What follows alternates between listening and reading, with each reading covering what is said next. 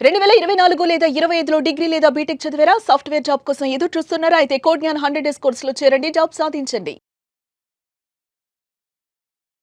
నమస్తే అమ్మా. నమస్తే అమ్మా. మనీ మంత్ర 756వ ఎపిసోడ్. సో ఏం చెప్పబోతున్నాము, చాలామంది ఆడపిల్లలు ఎస్పెషల్లీ అలజడి అంటూ ఉంటారు కదా, చాలామందికి అది ఉంటూ ఉంటుంది. మనసు ప్రశాంతంగా ఉండాలన్నా, కామ్ స్టేట్లోకి వెళ్ళాలి అనుకున్నా మన మనీ మంత్ర ఏం చెప్తుంది అంటారు? మనం అనుకున్నట్లుగా ఉండాలి, హ్యాపీగా రోజంతా గడవాలి, అనుకున్నవన్నీ సాధించుకోవాలి అనుకున్నప్పుడు మన మనస్థితి మీద ఆధారపడి ఉంటుంది. చేతనం, సుప్త చేతనం, సృజన చేతనం, ఈ మూడింటి మనస్థితి మీద ఆధారపడి ఉంటుంది. అది ఎలా ఉంటుంది అంటే, చేతనత్వానికి వచ్చేసరికల్లా మొదటిది చేతనత్వం. అది ఎలా ఉంటుంది? మామూలుగా మనకు దినచర్య ఉదయం నుంచి రాత్రి వరకు స్టెప్ బై స్టెప్ ఎలాగైతే మనం అన్ని పనులు చేసుకుంటుంటాము, ఉదయం లేవగానే మనం సంకల్పాలు చెప్పుకుంటాము, మన పనులన్నీ చేసుకుంటాము, ఆఫీస్కి వెళ్తారు, జాబులు చేస్తారు, ఇంటికి వస్తారు, అది అలా నడిచిపోతూ ఉంటుంది. రొటీన్ లైఫ్లా ఉంటుంది. సుప్త చేతనాత్మక మనసుకు వచ్చేసరికి మనకు కావలసిన ముఖ్యమైన వాటిని అది ఫీడ్ చేసి పెట్టుకొని ఉంటుంది. మన అంతర్చేతన ఏదైతే మనము ఒకటి పదే పదే చేసేసి తర్వాత దాన్ని మనము ఇలా చేయాలి అని చెప్పకపోయినా ఆటోమేటిక్గా మనకు ఆ సందర్భం వచ్చినప్పుడు తను చేసుకుపోతుంది. అంటే ఎలాగైతే కార్ డ్రైవింగ్ నేర్చుకోవడము, కొత్త స్కిల్స్ ఏవైనా ఉన్నప్పుడు మొదట్లో చేతనత్వంది బాధ్యతగా ఉంటుంది. తర్వాత సుప్త చేతనకు అప్పచెప్పినప్పుడు రాను రాను రాను రాను అది అలవాటు అయిపోతుంది. ఎలా ఉంటుందంటే, డ్రైవ్ చేస్తూ కూడా ఆల్రెడీ మీరు అది కార్ నడుపుతూ ఉంటారు, తర్వాత మీరు ఎవరితోనో పక్క వాళ్ళతో మాట్లాడడం, ఫోన్ మాట్లాడడం చేస్తూ ఉంటారు. మన సుప్త చేతన దానికి ముడిపడి ఉంటుంది.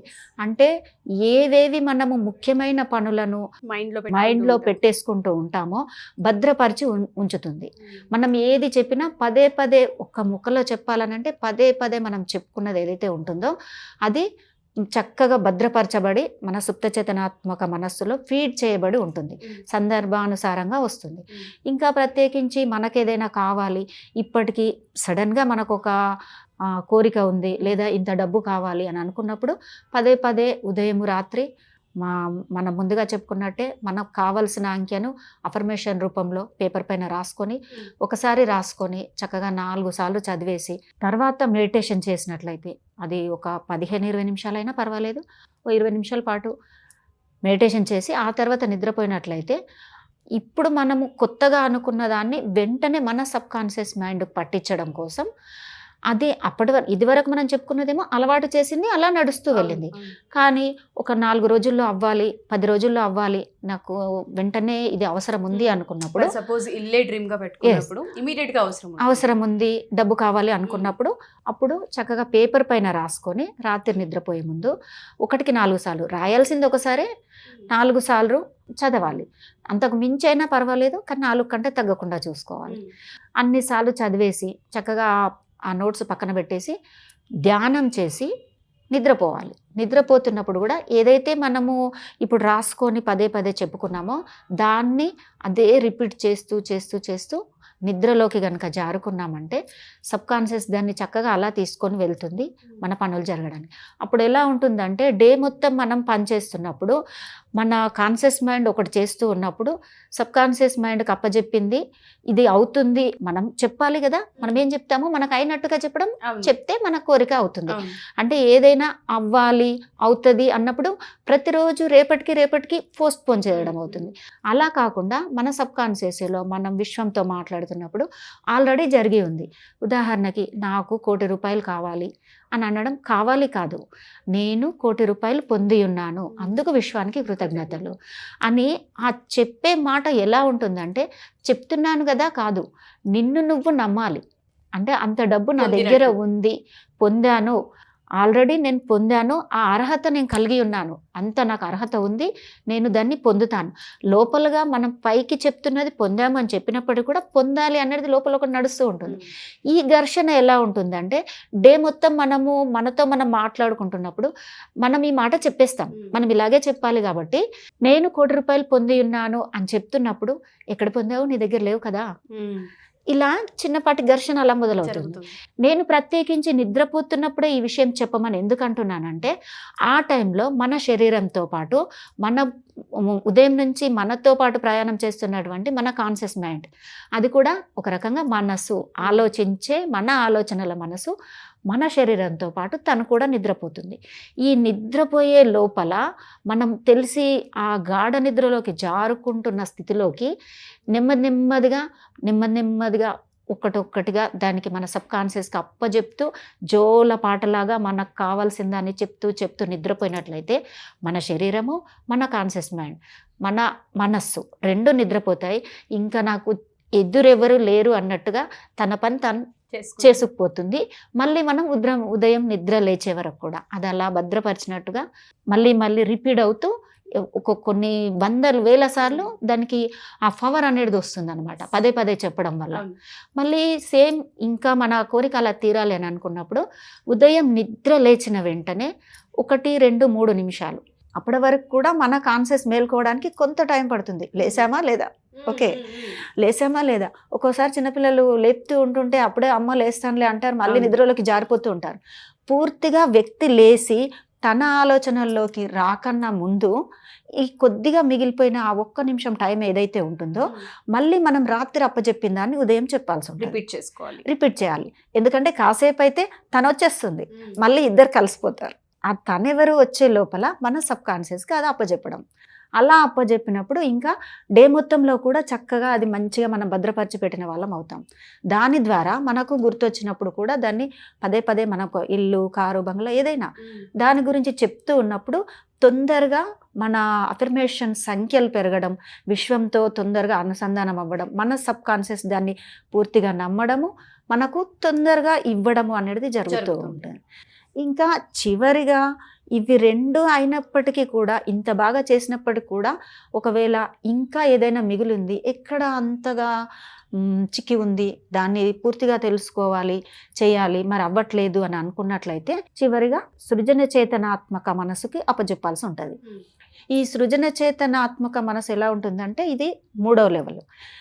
దాంట్లోకి వెళ్ళినప్పుడు ఈ 2 ఎంత చేసినప్పటికీ అవ్వకపోతే దీంట్లో చేయాల్సింది ఏమంటే సేమ్ ఇదే విధంగా బ్రహ్మ ముహూర్తంలో అవ్వచ్చు, రాత్రికి నిద్రపోతున్నప్పుడు కూడా అవ్వచ్చు.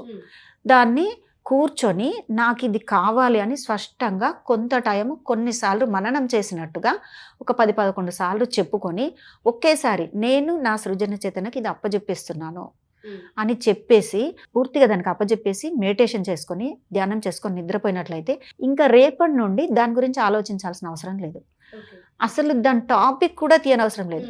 ఎంత నిబద్ధనగా ఉండాలి అని అంటే ఒకవేళ అది గుర్తొచ్చినా కూడా చిన్నగా నవ్వుకోవాలి మనలో మనం. నేను సృజన చేతనకు దీని గురించి అప్పచెప్పేశాను, ఇంకా దాని గురించి ఆలోచించాల్సిన అవసరం నాకు ఏమాత్రము లేదు. ఎందుకంటే అది ఖచ్చితంగా త్వరలో నేను ఏ టైం అయితే నిర్ణయించుకొని ఉన్నానో ఆ టైంలో అది నాకు దక్కుతుంది, ఖచ్చితంగా అయి తీరుతుందన్న నమ్మకం నాకుంది అని చెప్పేసుకొని దాని నుంచి మరోవైపుకు మనసు మరల్చుకోవాలి. అంటే వేరే ఆలోచనల్లోకి వెళ్ళిపోవాలి. అంటే ఆలోచించకూడదు దాన్ని అని చెప్పడంలో ఇది లేదు. ఎందుకంటే మన మైండ్ ఉన్నదే ఆలోచనలు, ఆ ప్రతి క్షణం ఆలోచిస్తూనే ఉంటుంది.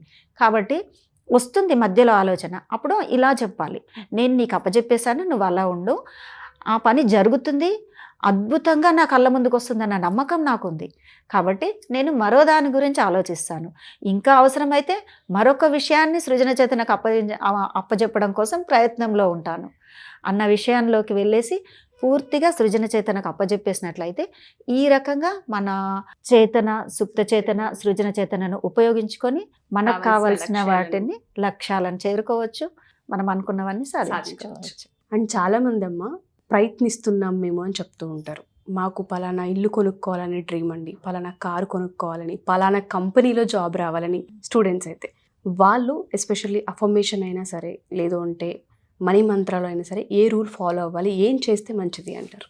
నెక్స్ట్ మనకు రథసప్తమి వస్తుంది. కనిపించే ప్రత్యక్ష దైవం సూర్య భగవానుడు, ప్రతిదీ ఆయన నుంచే వస్తుంది. రథసప్తమి రోజు ఉదయం మనకు కావాల్సిన ఏవైనా బ్రహ్మ ముహూర్తంలో లేచి మనకు కావాల్సిన వాటిని చెప్పుకోవడం ఓకే. ఒకవేళ సూర్యోదయం అప్పుడే స్టార్ట్ అవుతున్న సూర్యుడిని చూస్తూ గనక ఇలా దోశలు పట్టేసుకొని అప్పటి వరకు మీకు ఏదైతే అనిపిస్తూ ఉంటుందో సరికానివి బాధలు భయాలు అసలు ఇవి అనాలన్నా కూడా మన మణిమంత్ర కుటుంబ సభ్యులకు అలవాటైపోయింది. నెగిటివ్స్ ఏవేవి ఉన్నాయో వాటన్నింటినీ మీకు ఏమన్నా అనిపిస్తున్నాయా మీ మైండ్లో, వాటన్నింటినీ ఇందులోకి వేసేసి, ఓ సూర్య భగవానుడా, ఈ క్షణం నుంచి నాకు వీటితో పని లేదు, ఇంకా వీటిని నేను మొత్తం తుడిచిపెట్టేస్తున్నాను, వీటిని మీ శక్తితో కాల్చివేయండి అని చెప్పేసి ఇలా వదిలేసి చేతులు శుభ్రం చేసుకోవడం. ఇలా ఇలా అనేసుకొని చేతులు శుభ్రం అయిపోయినట్టు అప్పుడు చక్కగా మళ్ళీ దోశలు పట్టేసుకొని ప్రతిరోజు నా కోసం కూడా ఉదయిస్తున్నటువంటి ఓ సూర్య భగవానుడా, మీ యొక్క అనంతమైన అద్భుతమైన అమోఘమైన దివ్యశక్తిని నా అంతరంగంలోకి, నా ఆత్మలోకి, నా మనస్సులోకి, నా శరీరాల్లోకి, నా అవయవాల్లోకి, నా ప్రతి అణువణువు కణం కణం, నా సుప్త చేతనాత్మక మనస్సులోకి, నా జ్ఞాపకాల పాదులోకి, అన్నింటిలోకి మీ అద్భుతమైన అనంతమైన దివ్యశక్తిని ప్రసరింపజేసి నాకు కావలసినటువంటి సంపూర్ణ ఆరోగ్యాన్ని, డబ్బు, సంపద, ఐశ్వర్యాన్ని నాకు అందించినందుకు మీకు కృతజ్ఞతలు కృతజ్ఞతలు కృతజ్ఞతలు, ప్రేమతో హృదయపూర్వక కృతజ్ఞతలు అని మనస్ఫూర్తిగా కృతజ్ఞతలు చెప్పేసి ఆ దీవెనలు మీ దోసిట్లో ఇచ్చినట్లుగానే భావించుకొని వాటిని మనస్ఫూర్తిగా సేవించేసినట్లు కృతజ్ఞత చెప్పుకోండి. భావించాలి. ఆ భావనను మీ హృదయంలో పెట్టేసుకోండి. అద్భుతంగా పనిచేస్తుంది. డే ఎంత వండర్ఫుల్ గా ఉంటుంది అసలు కదా. అద్భుతం. సూర్యుడు అంటే నాకు చాలా ఇష్టం. నేను నిజం చెప్పాలంటే ప్రతిరోజు ఇది నేను చేస్తూ ఉంటాను. ఈ రథసప్తమి సందర్భంగా ఉషమ్మ అడిగింది కనుక thank you so much ma'am. నాకు చెప్పాలనిపించింది. Thank you ma'am, thank you so much. ఒక స్పిరిచువల్ డేని ఏ విధంగా డే స్టార్ట్ చేయాలన్న దానికి ఒక అఫర్మేషన్ అండ్ దాంతోపాటు గ్రాటిట్యూడ్ని చెప్పకనే ఈ ఎపిసోడ్లో చెప్పారు. చాలామంది మీ క్లాసెస్కి అటెండ్ అవ్వాలి అనుకుంటూ ఉన్నారు. సో మీరు ఫిబ్రవరిలో క్లాస్ అనౌన్స్ చేశారు కాబట్టి క్లాస్ డేట్ అండ్ టైమింగ్స్ ఒకసారి చెప్పగలరా? ఫిబ్రవరి 8వ తారీఖున మన క్లాస్ ఉంటుంది. వీడియోలో స్క్రోల్ అవుతున్న నెంబర్స్కి మీరు కాల్ చేసి కనుక కనుక్కున్నట్లయితే మీకు కావాల్సిన పూర్తి వివరాలు మా టీం వాళ్ళు చెప్తారు. సో ఎవరైతే ఎపిసోడ్ చూస్తూ ఉంటారో మీరు కనుక ఫిబ్రవరి 8న నిర్వహించబోతున్న ఈ క్లాస్లో అటెండ్ అవ్వాలి అనుకుంటే కింద ఒక నెంబర్ స్క్రోల్ అవుతూ ఉంటుంది, దాన్ని మీరు కాంటాక్ట్ చేయొచ్చు. అండ్ ఈ ఎపిసోడ్పై మీ అభిప్రాయాన్ని కామెంట్ రూపంలో కూడా షేర్ చేయొచ్చు. థ్యాంక్ యూ అమ్మా, థ్యాంక్ యూ సో మచ్.